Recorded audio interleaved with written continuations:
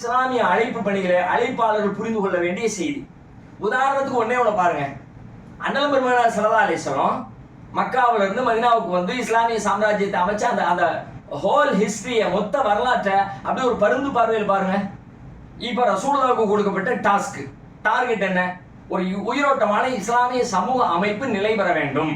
அதுக்கு தான் அல்லாஹ் அனுப்பி வைக்கிறான். மக்கள்லாம் வேற வேற தெய்வங்களை வணங்குறாங்க, நீதி நிலை பெறாமல் இருக்கிறது, அநியாயமும் அக்கிரமும் உலகத்துல தலைவிரித்து ஆடி கொண்டிருக்கிறது, மனித உரிமைகள் பறிக்கப்பட்டு கொண்டிருக்கிறது, ஒரு அரசியல் என்றால் என்ன என்கிற புரிதல் தெளிவில்லாமல் மக்கள் வாழ்ந்து கொண்டிருக்கிறார்கள். அனைத்தையும் உள்ளடக்கிய ஒரு உயிரோட்டமான இஸ்லாமிய சமூக அமைப்பு நிலை பெற வேண்டும் என்பது நபிகளாருக்கு வழங்கப்பட்டிருக்கிற டாஸ்க். அந்த டார்கெட்டை நோக்கி ரசூலுல்லாஹ் பயணம் பண்றாங்க. களச்சூழல் ஒத்து வர மாட்டேங்குது. பேசுறாங்க, ட்ரை பண்றாங்க, எல்லாம் முட்டுக்கட்டை போடப்படுகிறது, வாய்ப்புகள் மறுக்கப்படுகிறது, பேச்சுக்கு தடை விதிக்கப்படுகிறது, செயல்பாடுகளுக்கு குறுக்கீடுகள் செய்யப்படுகிறது, இஸ்லாத்தை ஏற்றுக்கொண்டவர்கள் துன்பத்திற்கு ஆளாக்கப்படுகிறார்கள்.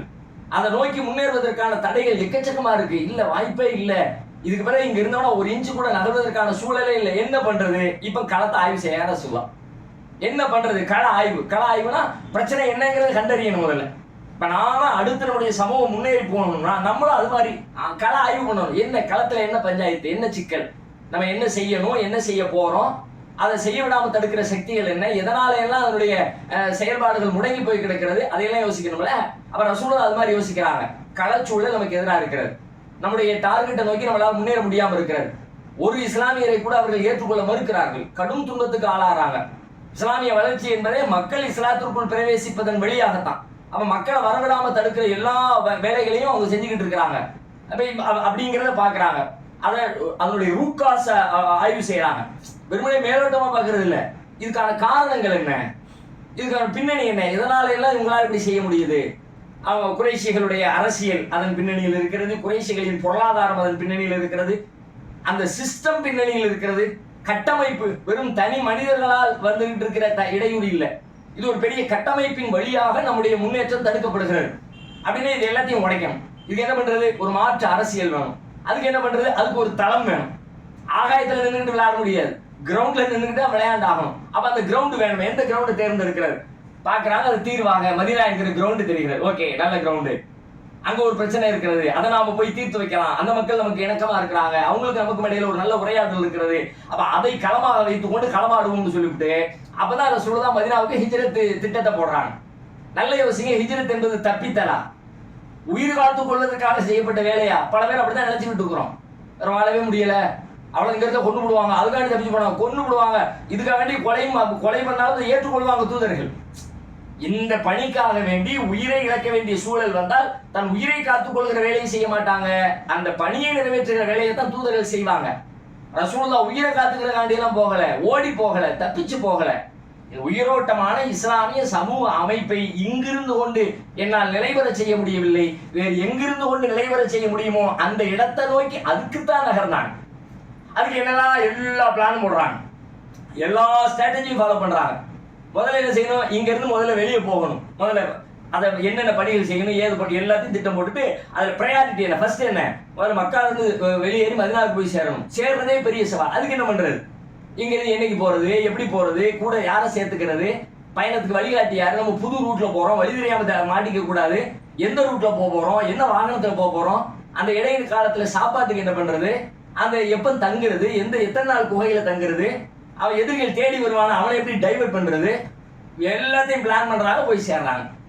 சரி, அது சேர்ந்த உடனே சும்மா இருந்தாங்களா, வந்தாச்சுப்பா ஒரு 10 நாள் ரெஸ்ட் எடுப்போம், நீண்ட தூர பயண கலைப்பு. வந்து இறங்குற உடனே வேலையை வந்து இறங்குற உடனே அதுக்கு தான் வந்தாங்கன்றதுக்கான எடுத்துக்காட்டு என்னன்னா, வந்து இறங்குற உடனே இடத்த பார்த்து ஆபீஸ் கட்டு, தலைமை செயலகத்தை உண்டாக்கு, மஸ்ஜிது நபவி அல்லாஹ்வை வணங்குகிற வெறும் வழிபாட்டு தலமா அது?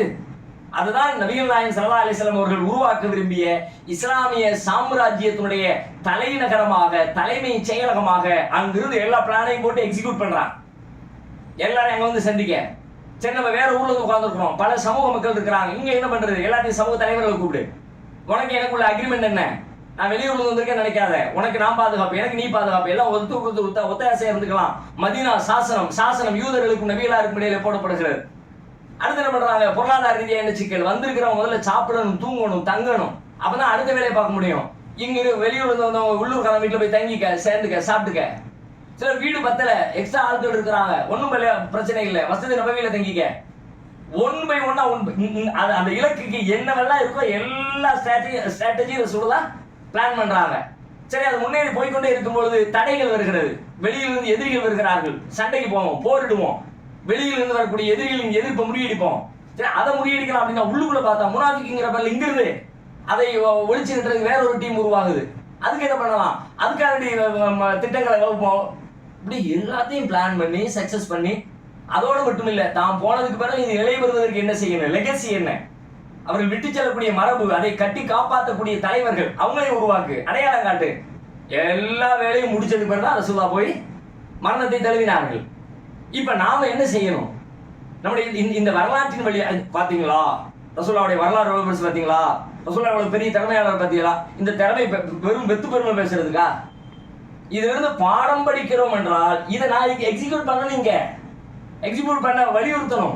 என்னதான் வலியுறுத்தணும், முதல்ல பிளான் போடு, என்ன பிரச்சனைங்கிறத பாரு, மேலோட்டமா பார்க்காத, பிரச்சனைக்கான காரணத்தை கண்டறி, அதனுடைய அரசியல் காரணம் என்ன, சமூகம் பின்தங்கி இருக்கிறது, பொருளாதாரத்துக்கு சரி பின்தங்கி இருக்கிறது, அதை சரி பண்ணுவதற்கு எதனால் பின்தங்கி இருக்கிறது, யாரால் பின்தங்கி இருக்கிறது, அரசியல் காரணம் என்ன, உள்ளூர் காரணம் என்ன, தனி மனித காரணம் என்ன, சமூக காரணம் என்ன, சர்வதேச காரணம் என்ன. ஓகே, காரணங்களை கண்டறிஞ்சாச்சு, தீர்வு என்ன, தீர்வு நோக்கிட்டார், இதுதான் தீர்வு.